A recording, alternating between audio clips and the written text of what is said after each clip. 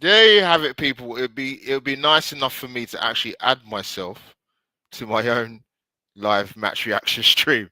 I can't believe I've done that, man. It's been a long time since I did that. Um, oh no. I was gonna say, people, firstly, smash the like button on the way in, or smash it when you do watch this back on a rerun, because I'm aware that not everyone on Saturday night wants to tune in and watch Out with JTV, but we was going live on Instagram. But unfortunately, I just seen in my right hand corner um, that it has stopped for some reason. I don't know what's happened, but we'll try and we'll try and redo it if that's possible whilst doing the live stream. But yeah, people, thank you, man.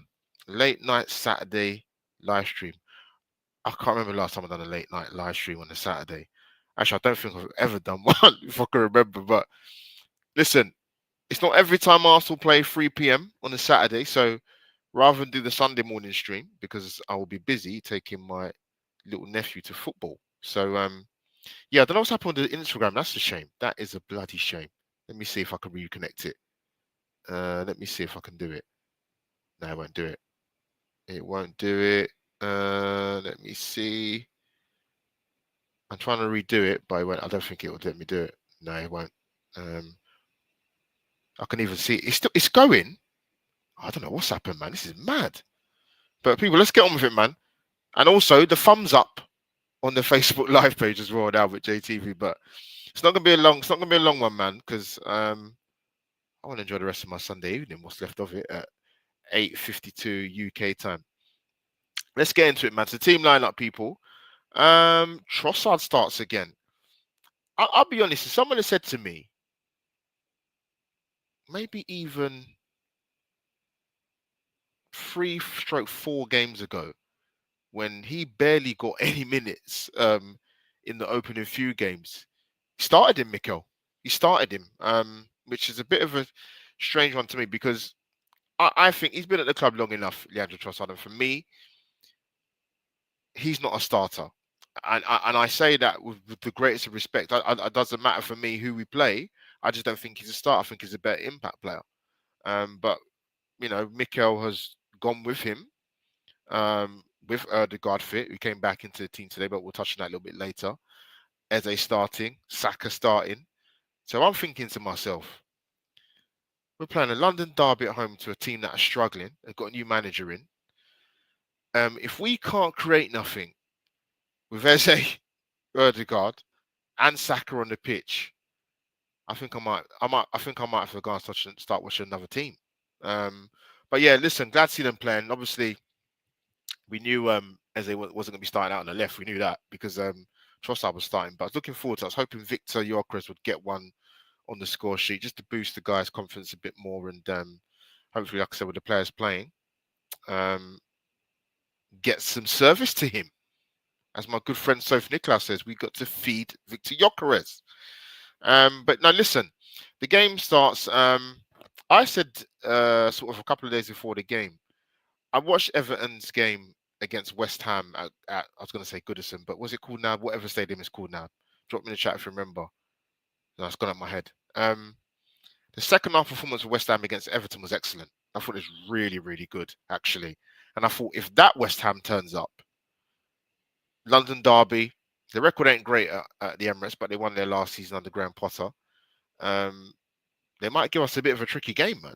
But that didn't turn out to be the case, man. And I think, listen, we're Arsenal fans, innit? We're going to critique the way the team are playing, how we're doing, how we open up teams in that first 15 minutes. Are we starting the games fast? Are we starting the games quick enough? Are we taking the ascendancy to the opposing teams that come to the Emirates and basically, effectively create two banks of four, low block, break us down? That's what's going to come up against us. And to be fair, against the top teams. Because I get it. Teams like West Ham, the way they've played this season, they're not going to come to the Emirates and play helter-skelter football. They're just not going to do it.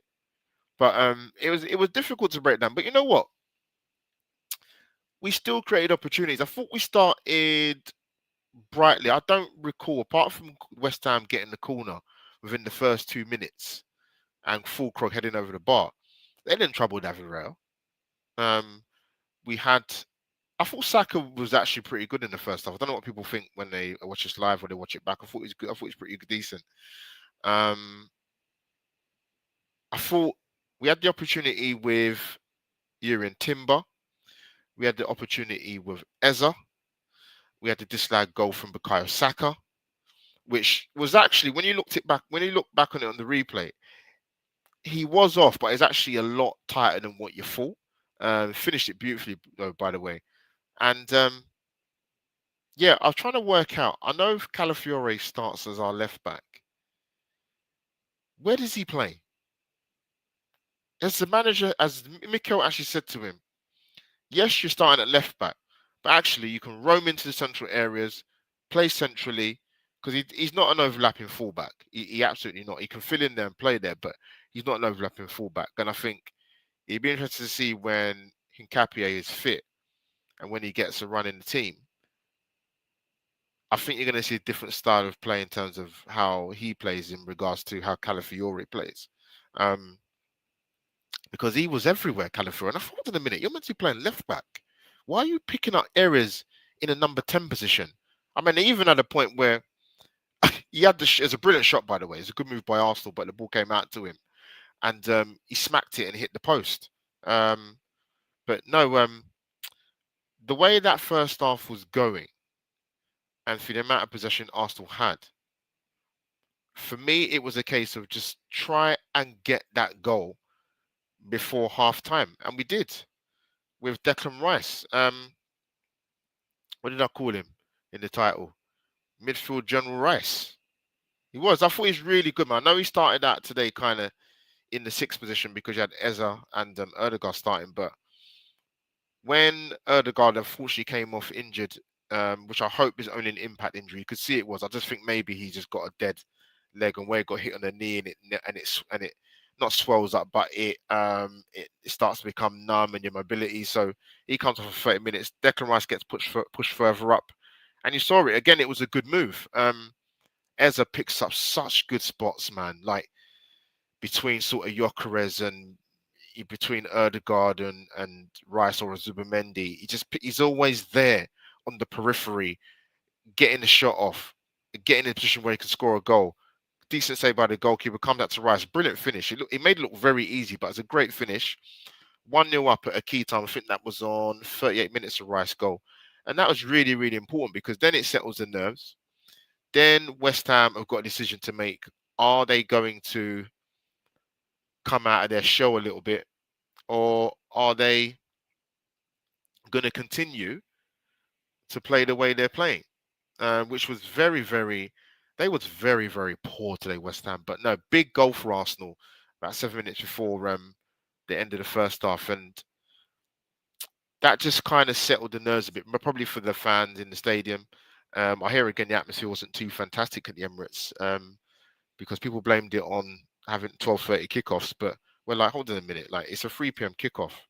But I wasn't at the stadium, so I'd have to speak to some of the people that went, how they found it. But the atmosphere is spoken about a lot of the Emirates, which I'm sure we'll touch on at different points of the season. But yeah, midfield General Rice, man, great positional to pick up the spare ball from the shot from Eza from the save from the goalkeeper. 1-0 up, massive, massive, massive, massive.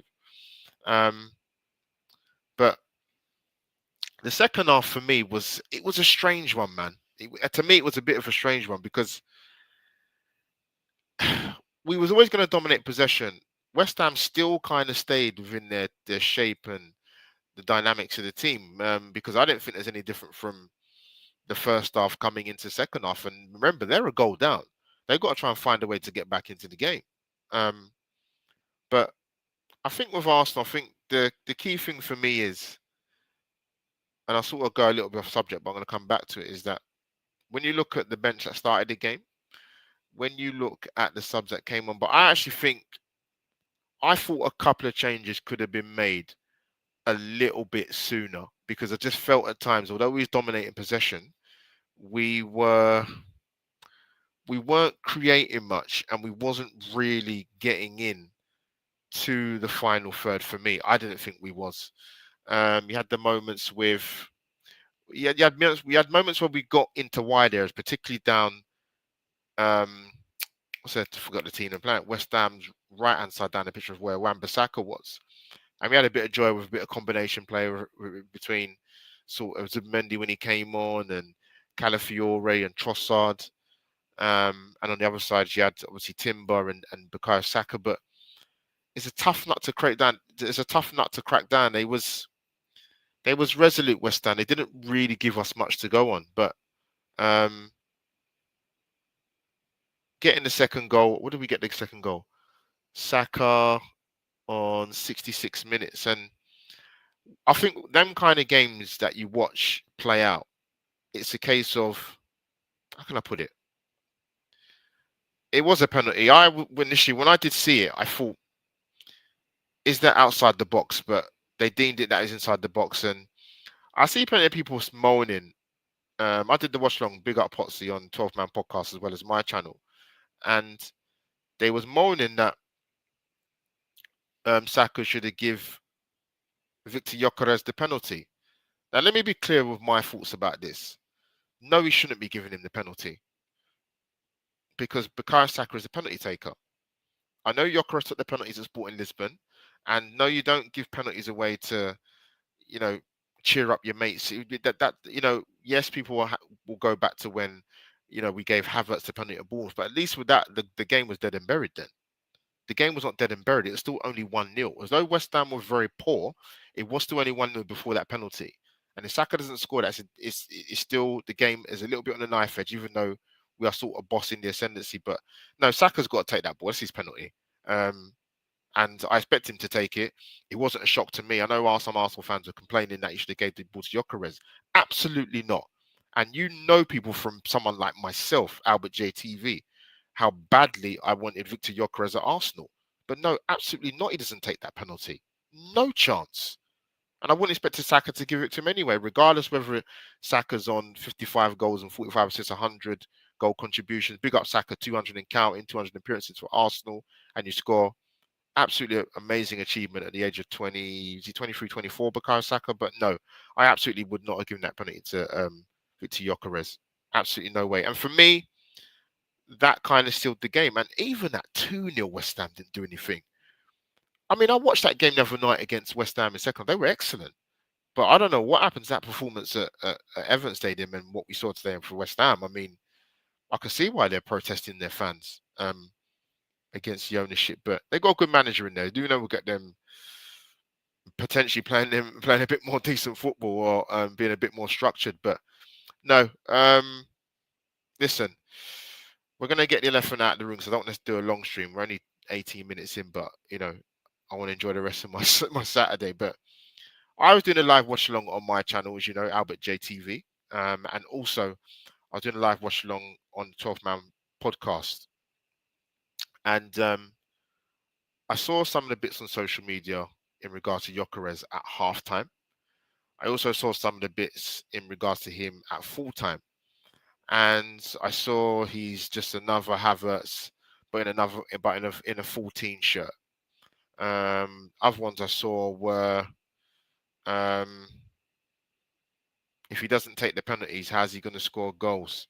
What else I see? There was people in the chat box when I did the Football 12 Man Podcast watch along. Was that they were critical of Gyökeres? They were, but I've got the score from last time. Let me clear that. When I went online to look at what they were saying about Victor Gyökeres, it wasn't great. And I'm talking about the Arsenal fans. Forget the rival fans. I don't care what the rival fans think. They can say what they want to say. They've got the respected strikers at their clubs. Let them talk about them. But yeah, it was very, very strong words on him. And I said this before for Victor Gyökeres that it doesn't matter what striker we brought to the club. They was never going to come in and just absolutely hit the ground running 7 in 8 or 8 in 10. It wasn't going to happen.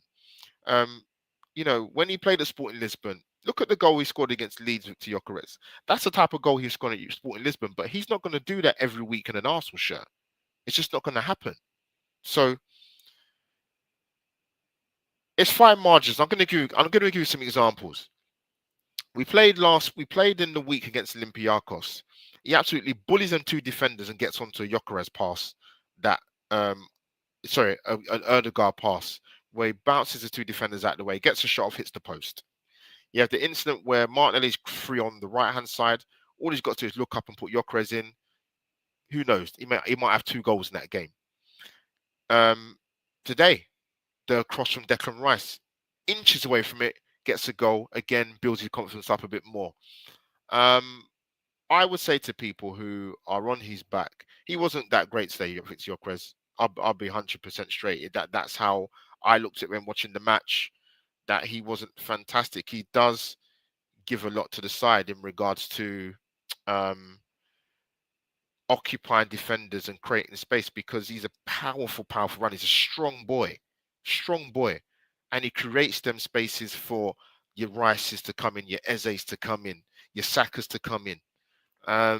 He just needs a goal himself, and I've got no doubt he'll come in and do the business at Arsenal.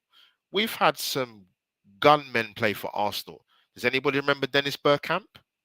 He did not hit the ground running at Arsenal. He came from an Italian league, didn't do well at Inter Milan, came to Arsenal, struggled.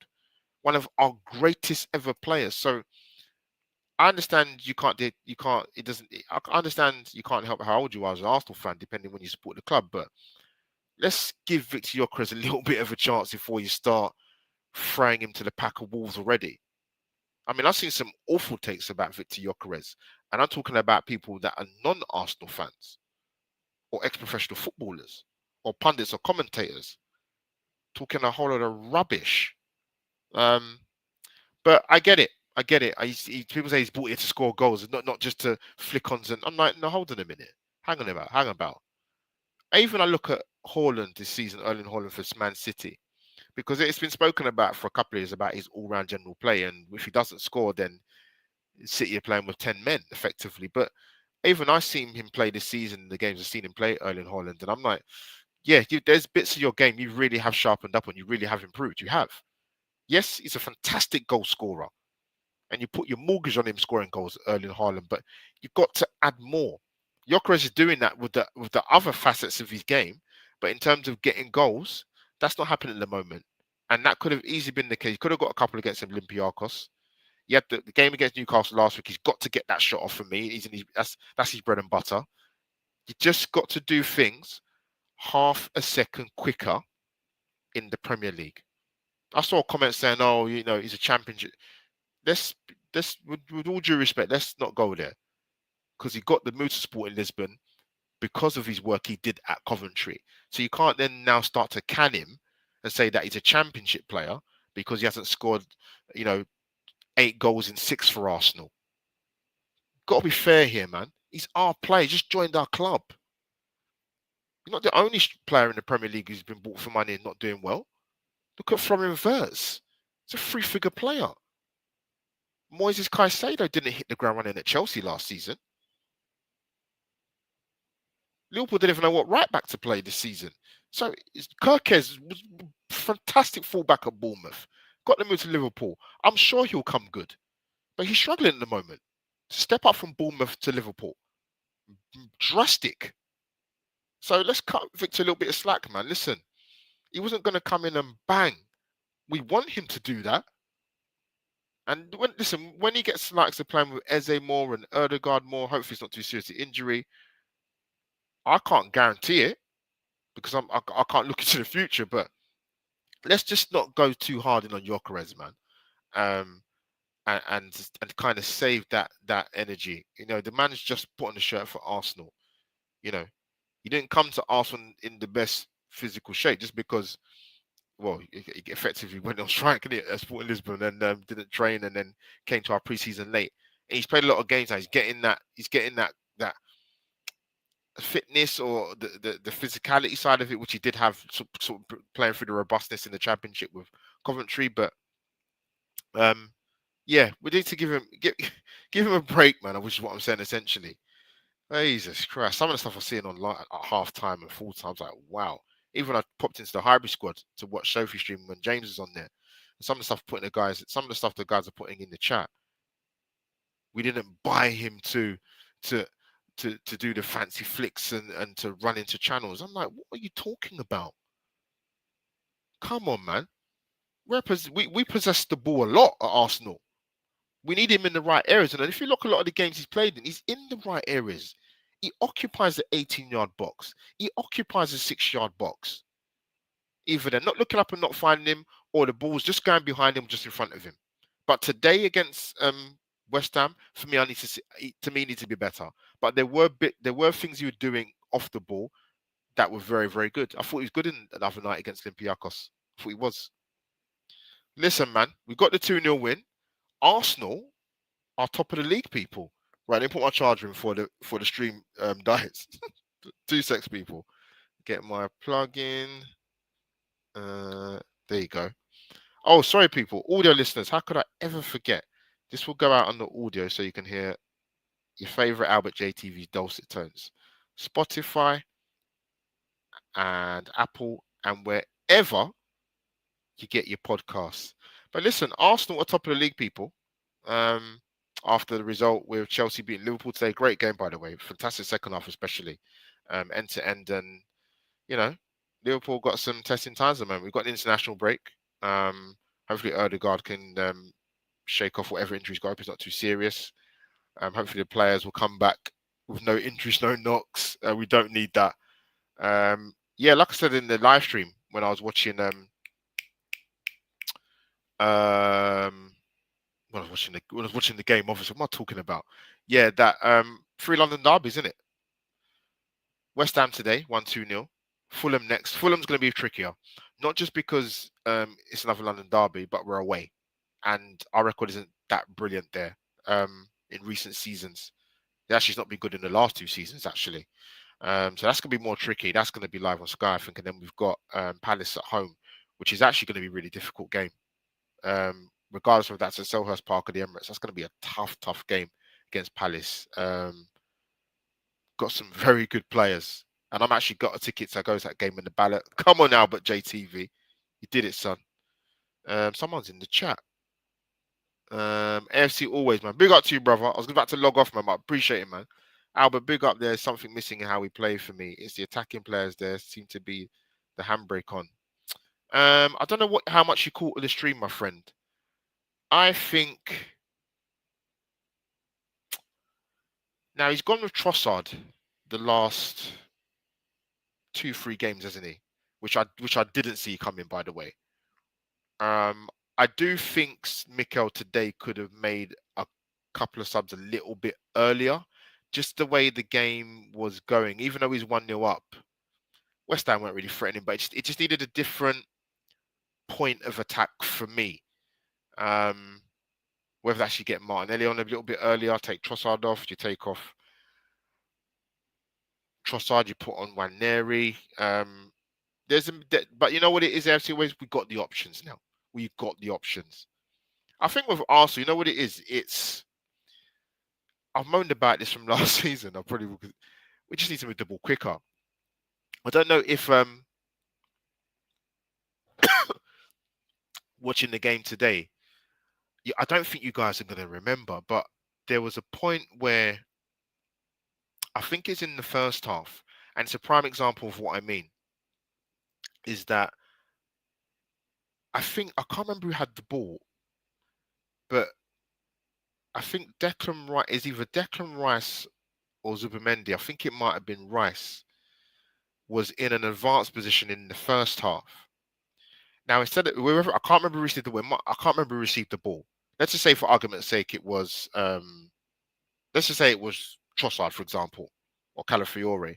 Now all they had to do was turn their body out or get into a better body shape or get on the half turn when they received the ball and move it forward. Not move forward quickly, move it forward, but took the touch, turned back, recycled the ball backwards. A lot of the Arsenal players are guilty of doing that. I'm not just going to label that at Odegaard taking too many touches. That's what I'm talking about of Arsenal.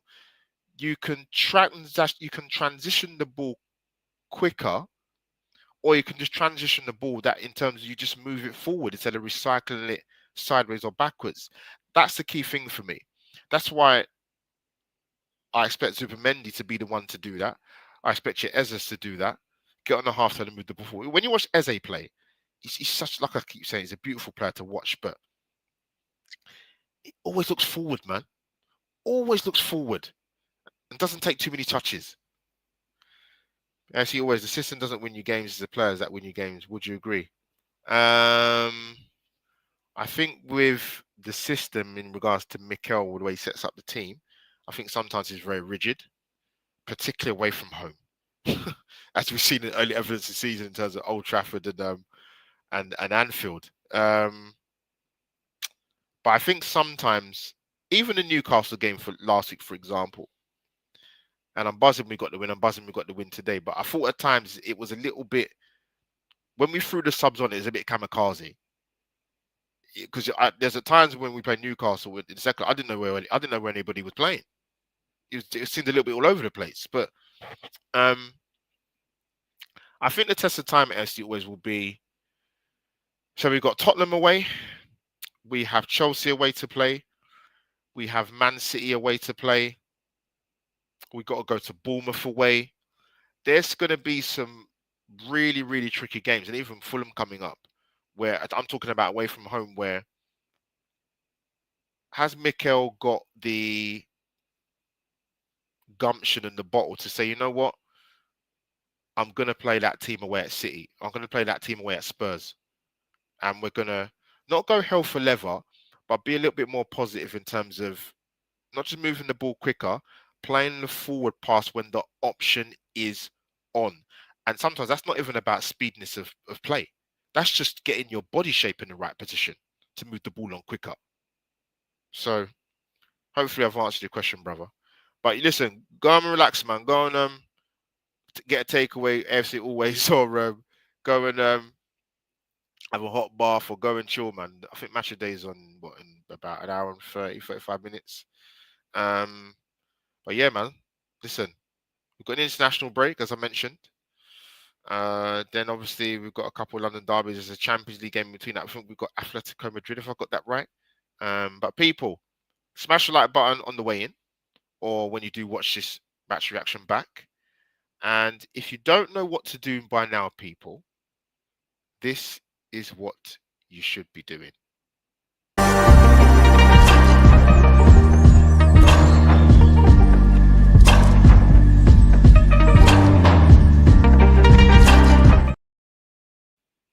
And there you have it, people. Audio listeners, that was a surround intro to subscribe to Albert Dre TV, as you know. You probably heard the music before, but I thought I'd tell you again anyway. But yeah, listen, it just goes to show, right? A few weeks ago, a couple games ago, whenever it was, 5 points behind Liverpool, you have to take advantage when a slip up happens or result goes your way. You have to do that. And we did it last week. And it just goes to show that win against Newcastle was massive. Because then you're 3 points off. Then that's 2 extra points you don't have. But we're a point ahead of Liverpool now, I believe so. But listen, I said it when we played the first 6 games. For me, it was Arsenal have to get a minimum 13, 14 points out of 18. For me, they got 13, and then you've got to follow up with a home win in London derby against a really poor West Ham side. It was so poor. I was going to see better. But yeah, that win against Newcastle was huge. It was huge, and it shows now we're getting a follow-up win against West Ham that we're now top of the league, unbelievably. When people, it was doom and gloom, but we're gonna have sterner tests, man. Fulham, definitely. But I think it'll be interesting to see what Mikel does in the big games away that we still got left to play. How he sets up and who's going to get those sort of starting bursts, particularly in the midfield and the forward line. But also people touching on. Let me try and get the stream up quickly. Yes, I did a segment for the hybrid squad talking about the Arsenal women's today with a very disappointing 3-2 defeat away to Man City ladies. Not good. Positive start for the Arsenal ladies this season after the first couple of games, but followed by 2 draws and defeat. 5 points behind Chelsea, who drew the other day against Manchester United women. Renée Slegers has got some work to do. That the midfield needs looking at. It doesn't looking at. I'm not convinced she knows her best midfield setup. It's too much. There's too much change for me. They should not have got a defeat today. You can't possess the ball that much and still end up losing after getting back into the game twice. But listen, people go and check that out on Hybrid Squad. But yeah, let me answer your question before I go, man. Cheers, brother. AFC always asking me a question, people, all their listeners. Albert, before you go, do you think this Arsenal defense can equal or go on better with Mourinho with that Chelsea team only conceding 15 goals all season? Oh, that's going to be hard, man. That's going to be really, really hard because I just think with the firepower of some of these teams, you're going to have to be very fortunate in terms of no injuries. And we are good. We had the best defensive record in the league for the last 2 years, but that's going to take some. I mean, the great side in 1991 conceded, I always get this wrong, it's either 16 or 17 goals and lost 1 game, and that's away to Chelsea, which still pains me. I was young, but I remember it well. But yeah, that's going to take some going, man. It's a great question, by the way. Arsenal defense is brilliant. But yeah, listen, you know what it is? You know what it is with Chloe Kelly? I do believe she'll start her in games, and I think she should start in games for variety and to make players keep them on their toes and don't think that. I think that's a problem. FC always with Arsenal is I don't think there's an element of surprise. It's almost like certain players in the team know they're going to play. I mean, what's happened to Jenna Niswonger? That's a Renée Slegers signing. She's brought to come in and play at left back or left side of midfield, and she's not even been in the matchday squads. To me, Palova should not be starting over KCC or Frida Marnham, especially not KCC, Kyra Cooney-Cross. I don't know if Katie Reid was injured or maybe she just thought we'd take her out of the firing line. I would play Leah Cadena 9 times out of 10, 10 times out of 10 over Lotta Wubben-Moy. No disrespect. I was surprised to see that lineup, to be honest. A couple of the personnel, but yeah, I think some of the players need a bit of a not rocket, but to say, you know what, your starting place in the lineup is not guaranteed. It's not. But yeah, that's a poor result today. Really poor result. Chloe Kelly, brilliant goal. And I saw her tweet. I don't know if you saw it, FC always.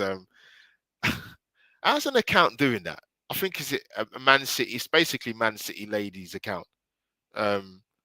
Or yeah, on Twitter. And they said, oh, and they gave her like a sarcastic